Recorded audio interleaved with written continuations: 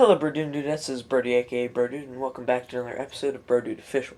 Today we will be continuing our quest to review every episode of Avatar, and this time we're looking at Book 2.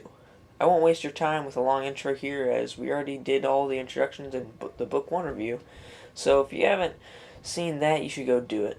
The only difference I want to mention is that instead of using whole numbers and 0.5s, I'll also be using quarters, so now the ratings can be 6, 6.25, 6.5, 6.75, 7, etc., etc. With all that in mind, I welcome you to every episode of Avatar The Last Airbender, Book 2, reviewed, starting with Chapter 1, The Avatar State. Aang and the group travel to an Earth Kingdom military base to receive an escort to Umashu, but while they're there, the general tries to force the Avatar State out of Aang. Meanwhile, Azula tells Zuko that Ozai wants him home. This episode has a very important job. It has to recap what happened in Book 1, as well as continue the story forward. It succeeds at both of these, while also managing to be a very good standalone episode.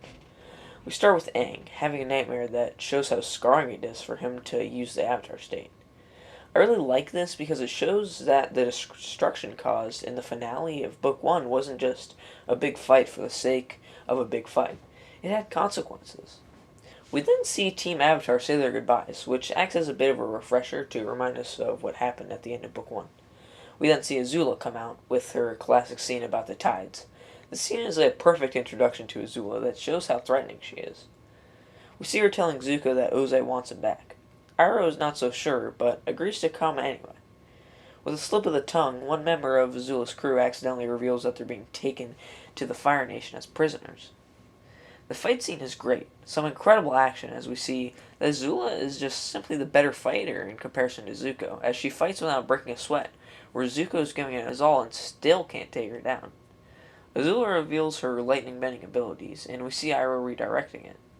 I should also probably mention the main part of the episode, with this general trying to force Aang into the Avatar State.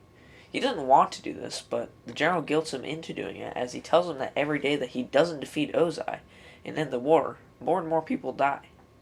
At first, them trying to force him into the Avatar State is played for laughs, but it starts to get more and more cruel until it peaks at the end, with the general making all his men directly attack Aang. Even that doesn't work, so the general slowly forces Katara underground. Aang, trying to do anything, crying. Finally, Katara sinks below the ground, and Aang goes insane. In the highlight of the episode, Aang goes into the Avatar State and absolutely destroys everything. He then goes into the spirit world, and Roku tells him that if he dies in the Avatar State, that the cycle will end. He comes back and looks at the destruction he caused. We then come to Iroh and Zuko to close out the episode, who cut their hair, as they are now wanted criminals. This episode has a lot of things that are important for later, as well as being great on its own. This is an excellent episode, 8.75 out of 10. Chapter 2, The Cave of Two Lovers. While heading to Umashu, Team Avatar meet a group of travelers who take them through the Cave of Two Lovers. Meanwhile, Zuko finds help for his uncle, who accidentally drinks tea from a poisonous plant. This episode feels very Book 1, but that's not necessarily a bad thing. I just mean that in the sense that it's a lot more episodic and is more focused on the comedy. Luckily for this episode, it is very funny. The travelers that Team Avatar travel with are really fun, and they're a great foil to Sokka. Their songs are nice, and just about everything that they say are pretty funny. Speaking of funny, the beginning scenes with Iroh and the poisonous berries are great, and him and Zuko choosing death over Azula is a funny scene. The highlight of this episode is the scenes with Zuko, Iroh, and Song. She sympathizes with Zuko, and you can see Zuko's regret. She even has a scar from the hands of the Fire Nation, like Zuko. It makes it even more sad when Zuko steals their horse. Song just looks on disappointed. The only bad part of this episode is the stuff with Katara and Aang when they're trapped together, but it's a small part of the episode. The episode may be somewhat insignificant, but it's really fun. A solid episode, 7.75 out of 10. Chapter 3, Return to Umashu. Team Avatar are shocked to find Umashu taken over by the Fire Nation. They sneak in and let everyone out. However, the general's son comes along, making the general think that they have kidnapped his child. They make a trade with the general's son, Bumi. Azula finds Mai and Ty to help Lee capture Zuko and Iroh. This episode is just solid. There isn't a lot of notable stuff on this episode, but it's pretty good throughout. What is of note, though, is the introductions of Mei and Ty Lee. Both introductions are quite good, as they show the personalities and their motivations to join Azula. Also of note, and my highlight of the episode, is the ending fight scene. It's one of the better ones we've seen in the show so far, as we see the fighting styles of Mei and Ty Lee, and how powerful them and Azula are together. We also get introduced to chi blocking. Overall, this episode doesn't have anything crazy, but it's overall quite solid. 7.75 out of 10. Chapter 4, The Swamp. The Earth pulls Team Avatar into a swamp, and they all get separated. They all see visions. This episode on its own is just decent. However, it's the foreshadowing that it has that really is important. Quite honestly, there's really only one thing to note, making it the highlight. That being the visions Team Avatar see. Sokka sees Yue, showing that he is yet to move on. Katara sees her mother in a devastating scene. We already know how meaningful her mother is to her, and this just reinforces it. And of course, Aang's vision, where he sees a girl that he's never seen, which of course ends up being Toph. This is some excellent foreshadowing. The scene with the swamp guy at the end was a nice way to wrap up this episode. Not my favorite episode, but it was solid. 7 out of 10. Chapter 5, Avatar Day. Team Avatar hear of a town that is having an Avatar Day. However, they find out that it is an anti-Avatar celebration. When they see this, they try to stop it, but Aang gets imprisoned instead. This is one of the most disliked episodes, and I gotta say, I mostly agree. The main plot of this episode is really dumb. The guy that imprisons Aang is also very dumb. And I know it's the point, but it gets really repetitive and annoying, in my opinion. I also don't like that they felt the need to prove themselves to this town. Like, they should have just left. All the people in this episode are just dumb. However, with all this bad, there is a decent bit of good. Sokka as a detective is really funny, and so is the scene with Aang talking to the prisoners. It was also nice to see them returning to Kyoshi Island. I also like that Kyoshi is just like, yep, I killed that guy. The ending fight is also okay. I'll give the highlight to Detective Sokka. While this episode plot is equally as dumb as The Great Divide, it has a lot more going for it than that episode. So while it's still not great for Avatar standards, it isn't horrible. It's not the worst of the show either. With all that in mind, I give this a 6.5 out of 10. Chapter 6, The Blind Bandit. Team Avatar attend an earthbending tournament. Here they meet Toph, who they eventually convince to be Aang's earthbending teacher. This episode is pretty huge, as it introduces us to a new main character, that being Toph. They see her at the earthbending tournament. I really enjoyed the tournament, as it had a lot of nods to pro wrestling. The boulder, who's a play on The Rock, and is voiced by Mick Foley. The hippo is King Hippo, and the Fire Nation man being the Four Heel is perfect. We then see Toph. It's a great introduction, as we learn everything we need to know about her. We learn that she's blind, that she can see through earthbending. We also see her cockiness and how she has a right to be cocky, as she is an incredible earthbender. I also like how she has this secret life, and how her parents think that she's a helpless young girl. The fight scene is absolutely excellent, and is my highlight of the episode. Her parents then scold her for her abilities, and tell Team Avatar to go. It's devastating seeing this, as Toph finally shows her parents her true self, and they scold her for being herself. It gives good reason to why she hates authority and parental figures so much. As they're leaving, Toph decides to tag along, without the knowledge of her parents. She is an excellent addition to the show, and this is an excellent episode. A great introduction, and it was really fun. 9.25 out of 10. Chapter 7, Zuko Alone. Zuko journeys out on his own. He comes across an Earth Kingdom town, where he meets a family that gives him food. What can I say about this episode that hasn't already been said? Nothing. I can't say anything new about this episode. But let's go through and see why it's so incredible. We start with Zuko, who's out of water, tired, and alone. He comes across a couple with food and water. He grabs his sword, but puts it back when he sees the woman is pregnant. He continues on until he finally finds an Earth Kingdom village. He tries to pay for water, but he barely has any money. A kid throws an egg at some soldiers. They ask Zuko if he saw who did it. He says no. The kid thanks him for this by inviting him to have dinner. He meets the kid's family and helps them work on the farm. He starts to form a bond with the kid and teaches the kid how to use swords. We then flash back to a scene in Zuko's childhood.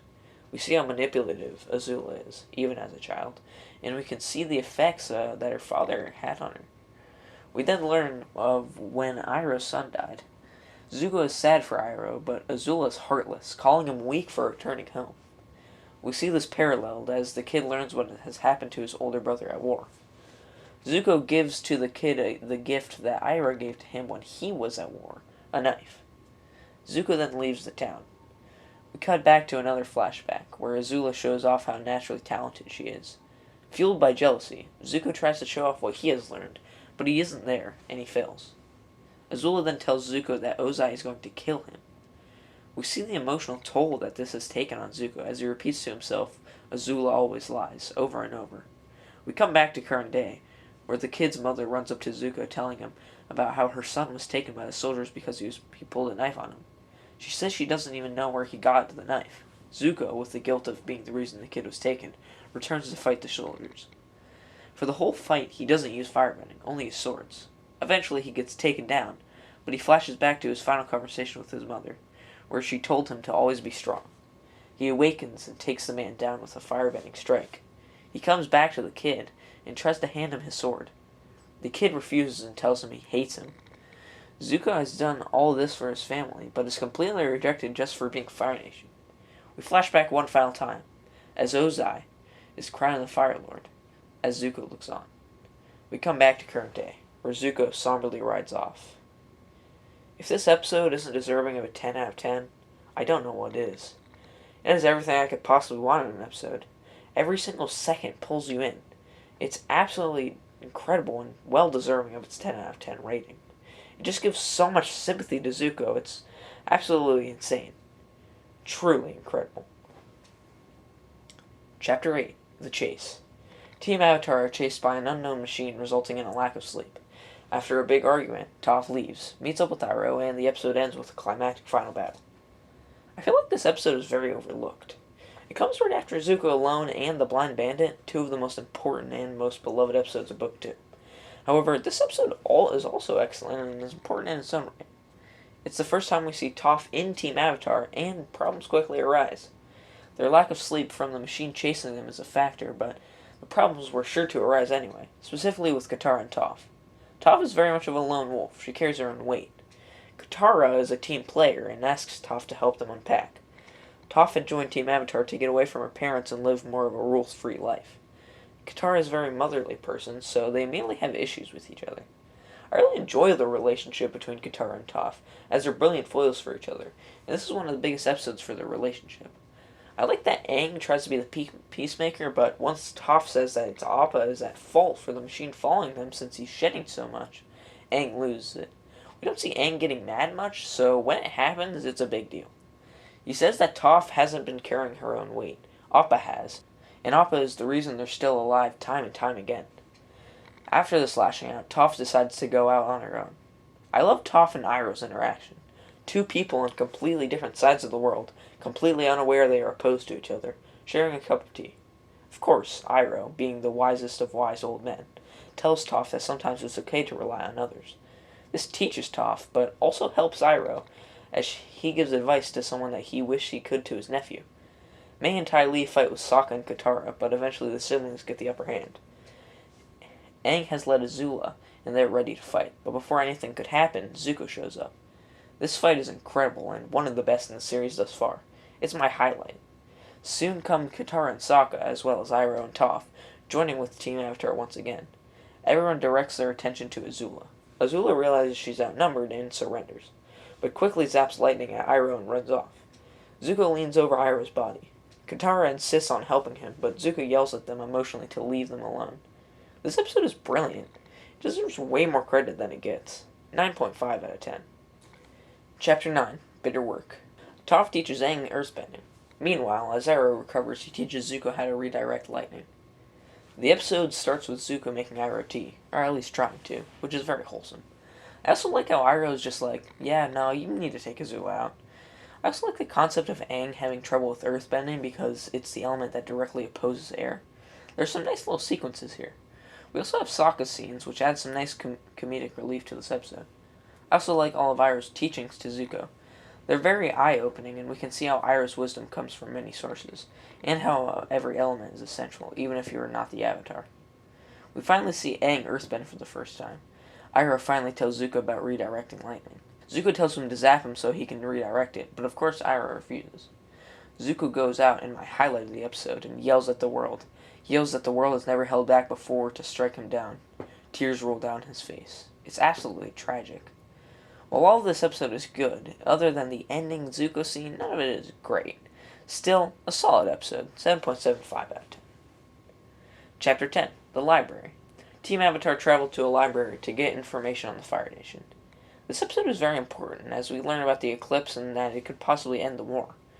It was not easy to get this information though, as Team Avatar must fight off the owl spirit, Wa Shi Tong. The episode up to this point were good, but this is where it really picks up.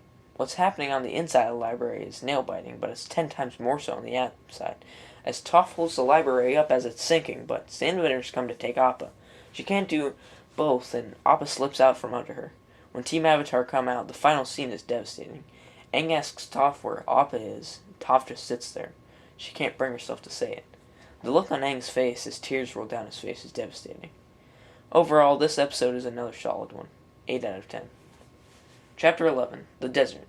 Team Avatar tried to travel the desert without Appa. This episode has a very good balance of serious and funny scenes, and most of it's very good. This is one of the few episodes where Aang lashes out in anger, and when he's not angry, he's depressed. This episode really goes to show how important Appa is in more than one way.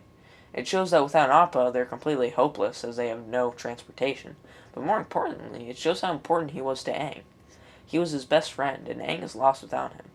In the highlight of the episode, after a long and hopeless journey, Aang learns what the Sandbenders did to Appa. "You muzzled Appa" is probably one of my favorite lines in the show. He goes into the Avatar state in a highly emotional scene that's very reminiscent of the scene in the Southern Air Temple. It also ends with the help of Katara. This moment itself is great, but what spawns from it is also great. And of course, what's most important in this episode is the cactus juice scenes. It's one of the funniest scenes in the show, and helps split up this darker episode. Overall, this episode is solid and serves an important purpose.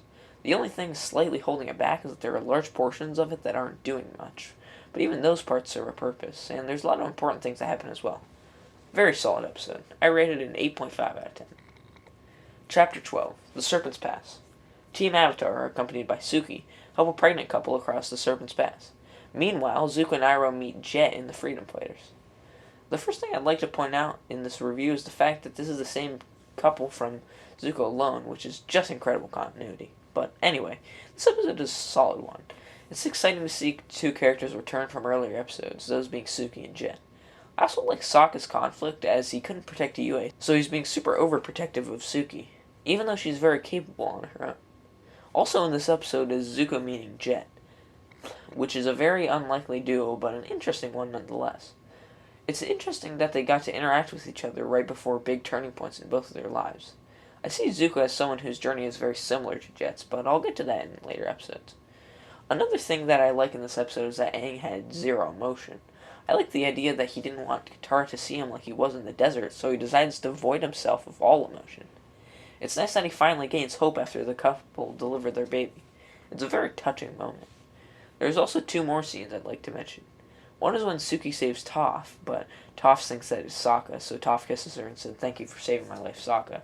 Then when she realizes it was Suki, she said that she could let her drown now.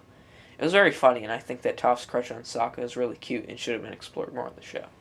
Speaking of Sokka, I like that he couldn't kiss Suki when the moon was out. It's a nice callback to Yue. There's quite a bit good in this episode, and really no bad, so I'll give this one an 8.75 out of 10. Chapter 13, The Drill. Team Avatar attempt to stop the drill that's attempting to penetrate the walls of Ba Sing Se. Meanwhile, Jet attempts to recruit Zuko for the Freedom Fighters, but quickly realizes his secret. There isn't too much to point out in this episode, but it's overall quite enjoyable. I enjoy the parts with Zuko and Iroh and the Freedom Fighters, especially when Jet realizes that they are firebenders. It sets up an interesting conflict between him and the other Freedom Fighters, with them wanting to have a new start in Ba Sing Se, but Jet getting caught up in his old ways. I'll give the highlight of the episode to Team Avatar breaking the drill.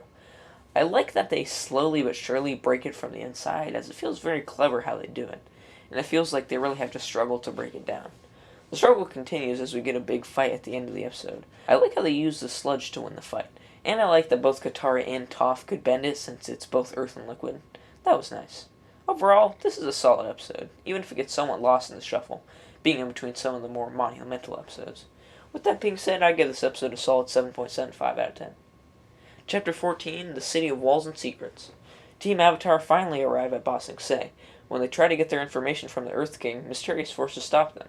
Meanwhile, Jet tries to prove that Zuko and Iroh are firebenders. We've heard about it many times and we've been waiting to arrive, and we're finally here. Ba Sing Se has arrived. When we first get there, it's as beautiful as it's hyped up to be. Quite possibly the most visually impressive location in the show. However, we quickly realize that Ba Sing Se isn't what we thought. They hint throughout the episode that there is something very eerie lurking beneath the surface, and that's especially clear with Judy. She seems off for the entire episode. Also in this episode is Jet, who after trying to get proof of Iroh and Zuko's firebending, just decides to fight Zuko and force him to firebend. That doesn't work as he gets taken away. Eventually, all of Team Avatar gets into the party to talk to the Earth King, but they get forced out, which leads to my highlight of the episode, as in an eerie sequence, Long Feng describes what has been going on in Ba Sing Se, intertwined with clips of Jet getting brainwashed. To top things off, a woman comes out saying she's Judy, but she's a completely different person. Long Feng is a brilliant villain, and this is one of the creepiest scenes in the entire show. The rest of the episode was good, but this was a phenomenal ending that boosted it up quite a bit. I'd give this episode an 8.5 out of 10. Chapter 15, Tales of Ba Sing Se. We follow Team Avatar's tales through Ba Sing Se. Some may argue that this is a filler episode, but I think this is the type of episode that Avatar does best. It's world building and character development at its finest. Let's go through each tale. We start off with the tale of Katara and Toph. This is a nice way to start the episode. It's very feel-good, and we get some nice development of Toph and her relationship with Katara. It was fun when Toph just took out those girls who were being annoying, and it's followed with a really touching heart-to-heart between her and Katara. We then get the tale of Iroh. It starts with him singing to stop a baby from crying. A man comes up to him with a knife and threatens to mug him. Iroh, instead of attacking, tells him that he has a poor stance and helps him. The man thanks him for believing in him. Both of these are examples of Iroh trying to help someone, which he couldn't do for his own son. Speaking of, he goes and sets up to celebrate the birthday of his son who had died in war. He sings Leaves from the Vine in a tribute to his son, but also in tribute to the real-life voice actor of Iroh, Mako, who voiced him for the last time in this episode. Moving on from that, we get the tale of Aang. I don't have much to say on this one. It's the weakest of the bunch, but it's still decent. We then get to Sokka's tale, which has provided some good comic relief.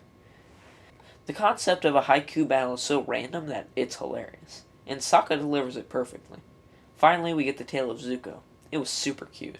People say Zuko was too weird and awkward when he became good, but he clearly already was. When you strip Zuko of his anger, you get a socially awkward guy, and that makes this super cute, since the person he's on a date with is super outgoing, and eventually gets him to open up. Zuko even gets so caught up in it that he risks getting caught firebending, and nearly kisses her, before he runs off. He seems mad, but the "it was nice" is so dang cute. We finally get the tale of Momo, which is basically a mini version of Appa's Lost Days. I like this part of the episode because it shows no character goes without development, not even Momo, and we get to see how Appa being gone has affected him. Overall, this is a great episode. My one complaint is that the tales are a bit too short. I'm not sure how they could have fixed this, considering that I wouldn't want any of the tales to be cut, other than maybe Aang's. Overall, Zuko's tale is probably my favorite, but I have to give the highlight to Leaves from the Vine. It's a beautiful send-off to the real-life Mako, while also being brilliant in the context of the show. This is an outstanding episode. 9.25 out of 10.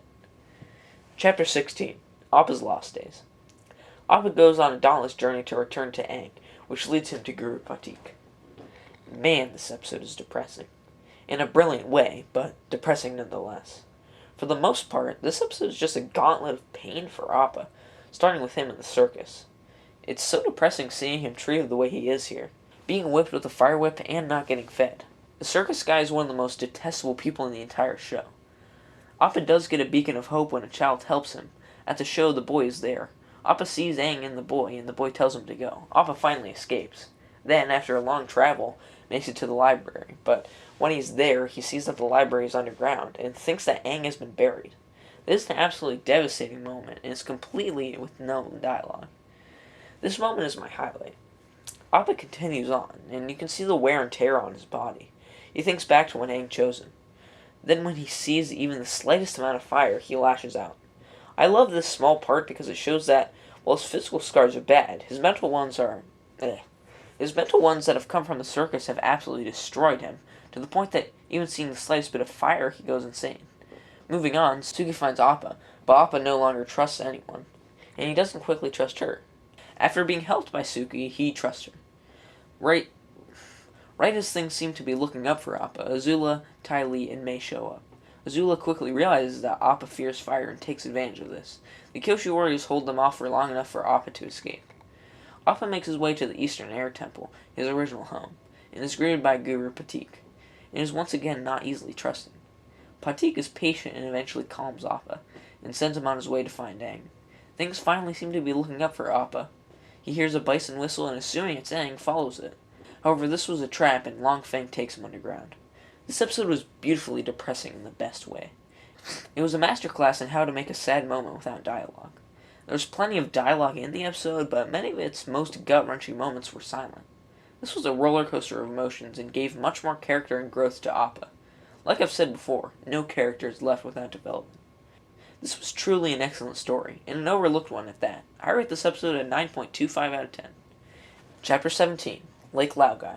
Team Avatar continue to look for Appa, and in their searches they run into Jet, who claims he's changed. Now we're getting deep into the Ba Sing Se arc. The last two episodes were more separate stories, but now we're really getting into things. We start off with Iroh getting his own tea shop, which you just love to see. Following that, Zuko catches one of the Appa flyers. We then see more of Long Feng's brainwashing. It's as creepy as ever, with Long Feng saying the simple phrase, "The Earth King has invited you to Lake Laogai," and Judy stops what she was saying, as her pupils widen, and she says, "I am honored to accept his invitation." These episodes aren't as blatantly creepy as something like The Puppet Master, but it's the subtle eeriness that lurks throughout the episode that really adds to its atmosphere. Katara runs into Jet, and I love that she absolutely doesn't trust him at first. It's definitely a characteristic of Katara to be very caring, but very difficult to forgive after being hurt by someone. We see this as well with Zuko in Book 3. It's a small detail for her character that I love. Toph then shows off her lie detector ability for the first time, and probably the most useful time in the show. It's a nice addition to her character that feels like a natural development of her enhanced senses. I don't like Toph asking if Jet is Katara's ex and saying, "I can tell you're lying." Like, Katara definitely fell for him, but there definitely wasn't a relationship yet. Smiley and Longshot run into Jet, and there's confusion because Jet is brainwashed, so he thinks he's telling the truth. They manage to unbrainwash him by reminding him what the Fire Nation had done to him. Jet tells them of Lake Laogai. While there, the creepiness picks up. There's a room full of women that are being brainwashed and saying they are Judy. Zuko makes his way to Appa. Team Avatar and the Freedom Fighters finally run into Long Feng, and there's a big fight with the Dai Li. They make quick work of them and chase Long Feng. Long Feng once again brainwashes Jet with the phrase we heard earlier in the episode. We come back to Zuko and Appa, and Iroh comes in. Iroh finally lays it down for Zuko. He tries to subtly implant some ideas into Zuko, but subtlety hasn't worked thus far. He tells him that he controls his own destiny, and that capturing the Avatar is a destiny that has been chosen for him, but not the one that he has to follow. He begs him to look within himself and ask what he wants. We come back to a brainwashed Jet, facing Aang.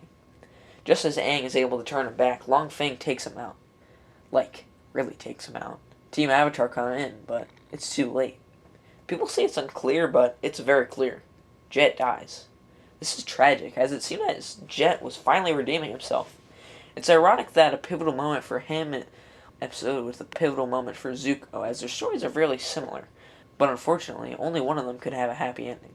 I also love the tragic irony that Jet, someone who had such a hate for the Fire Nation, died at the hands of an Earthbender. If he died to a Firebender, he would have died being right about the Fire Nation. But no, Jet's arc is tragic and is one of the most underrated of the show. There's so many hidden layers, and for me, his tragic death is the highlight of the episode. Moving on, Longshot actually speaks and tells them that they have no time, that they have to go, which really adds a sense of urgency and importance to this moment. Jet tells Katara that he'll be fine. Toph solemnly says, "He's lying." This was a beautiful moment that signified Jet's death. They run off, but quickly get cornered by Long Feng and the Dai Li. But finally they are reunited with Appa. Appa makes very quick work of them and unites with Aang and all of Team Avatar. We come back to Zuko after he's let go of Appa. He holds on to his blue spirit mask. Iroh tells him to leave it, and he throws it in the ocean. There's a lot of significance to this moment, with Zuko literally throwing his past life away. But although I have a lot to say about this, it'll be a better place in another pivotal part of Zuko's arc. That's coming up soon. All I'll say now is that this is a great pivotal moment for Zuko. And as for the episode as a whole, it was a very, very, very good episode. Very overlooked as well. It's easy to forget in what episodes certain key events happened in the Ba Sing Se arc, but quite a lot happened in just this episode. Way more than I remember. Oh yeah, there were also some S-tier Toph blind jokes, so yeah, this is an excellent episode. I rated it 9 out of 10. Chapter 18, The Earth King. Team Avatar break into the Earth King's palace to talk to him about the war. Zuko faces a spiritual battle within himself. We start off this episode with no time to waste, as Team Avatar can quickly make their way into the Earth Kingdom's palace, fighting off the soldiers. I really like that they're fighting them, but being apologetic about it. Like, guys, we swear we're on your side, even though we're absolutely wrecking you. During this, we see Zuko feeling extremely ill. We meet the Earth King, who's a very likable character. He's someone who's been lied to for years and just wants to do the right thing, but complications come since Long Feng, a master manipulator, has been by his side for so long. We come back to Zuko in his first dream sequence, which, by the way, is my highlight of the episode. It's him as Fire Lord, with both Blue and Red Dragon giving him conflicting messages, the red one being Iroh and Blue being Azula. We can see Zuko's mother as well. I could spend all day going into these, but all I'll say is that they're excellent dives into Zuko's inner turmoil. When we come back to Team Avatar and the Earth King, they show him the drill, and it pretty much completely proves it. He arrests Long Feng. It seems weirdly easy. Usually there's more conflict to something this big, but no. The Earth King sees clear evidence and arrests Long Feng. He even agrees with their plan and gives them his support. Then each of them gets news from the hidden files that Long Feng had. Toph's parents want to see her, Aang gets a letter from Guru Patik, and Sokka and Katara learn that their dad is nearby.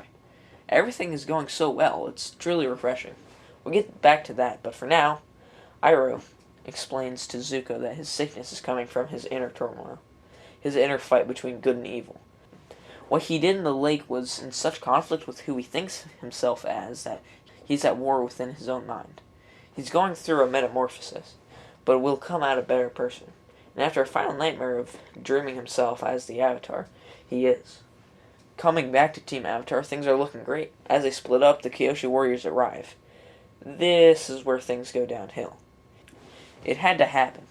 First, we learn the Dai Li are still loyal to Long Feng. Next, Toph learns that it wasn't her parents that sent her a letter, it was a trap to return her home.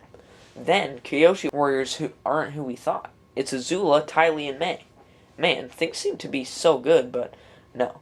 With that being said, this episode as a whole was fun, and set up a ton of really good cliffhangers that led to the finale of Book 2. Excellent stuff. I give it an 8.75 out of 10. Chapter 19, The Guru. Aang learns about his chakras and how to control the Avatar state from Guru Patik. Meanwhile, Sokka reunites with his father, and Katara and the generals plan for the attack on the Fire Nation. We started off with good Zuko? He seems much different, much more happy. You're happy for him, but if this was the end of Zuko's arc, it would be unsatisfying. More on that later, though. For now, it's just nice to see Zuko happy. Sokka finally reunites with his father. It's a great moment. We've heard about Sokka's father throughout the show, and I was surprised when we actually saw him in the show for the first time. He's a very likable guy, and it's so great for Sokka to finally see him again.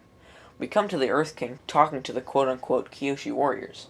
Since he's been told that they're to be trusted, he tells them of the plan to invade the Fire Nation. It's very in line for the Earth King to be somewhat gullible and give away important information to Azula, an absolute master manipulator.